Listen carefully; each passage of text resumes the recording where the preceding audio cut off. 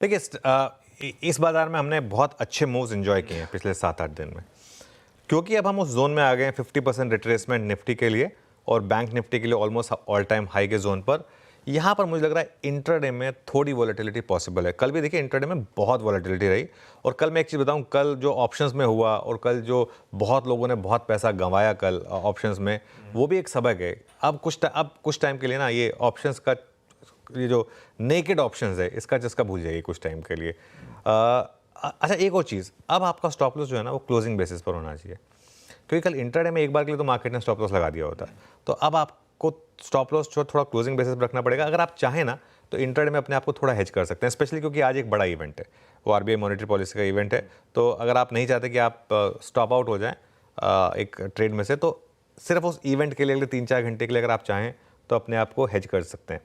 लेकिन अगर आपका व्यू पोजिशनल है और अगर आपका व्यू लॉन्ग टर्म का है या मीडियम टर्म का है, तो अब एक चीज़ तो समझ लीजिए, अब मार्केट यहाँ पर एक बहुत स्ट्रांग बॉटम बना चुका है। वो जो 23,200 का जो लेवल था, अब वो शायद आपको दोबारा देखने को ना मिले।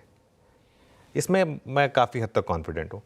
और एक और चीज़ हो रही है मार्केट में वो जो हमारे बुल मार्केट वाले सेक्टर्स थे ना, उनकी लीडरशिप वापस लौटी है। उसको लीड किया सबसे पहले प्राइवेट बैंक्स ने। उसमें आप जोड़ दीजिए डिफेंस में देखिए कितने पिछले 3-4 दिन से शानदार बाइंग है।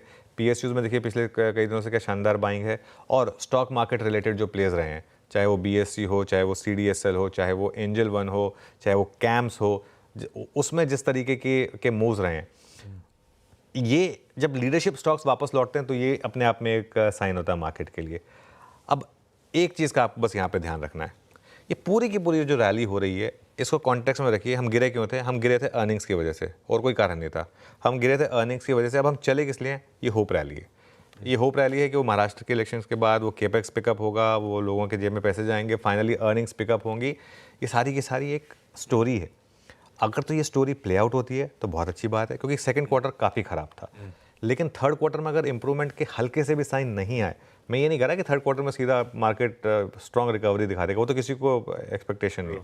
लेकिन साइन दिखने चाहिए कि हाँ रिकवरी है, ग्रीन शूट्स हैं, कुछ इसका इम्पैक्ट आ रहा है। क्योंकि अगर वो नहीं आया तो थर्ड क्वार्टर के बाद मार्केट वापस गिर सकता है। इस चीज़ का ध्यान रखिएगा अर्निंग सीजन में। और एक फैक्ट लेकिन ये भी है, इस रैली को बहुत लोगों ने मिस किया है, और उसमें मुझे कोई बोलने में ये नहीं आ रहा है कि मिस किया होगा, क्योंकि हिम्मत नहीं हुई होगी लोगों की, स्पेशली आफ्टर लास्ट 2 मंथ्स।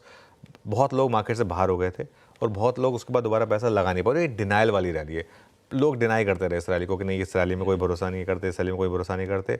और इस रैली में सिर्फ वो लोग इन्जॉय कर पा रहे हैं जिन्होंने अपना डिसिप्लिन नहीं तोड़ा। बने रहे और उल्टा हर डिप पर ऐड किया, और डिप और सिप उसको याद रखा। तो ये एक और यहाँ का लेसन है कि ये नहीं भूलना है आपको, इसको हमेशा याद रखना है, क्योंकि अगली अप ट्रेंड आएगी ना, वो उन्हीं को फ़ायदा देगी जिन्होंने उस डिप में बाय किया है।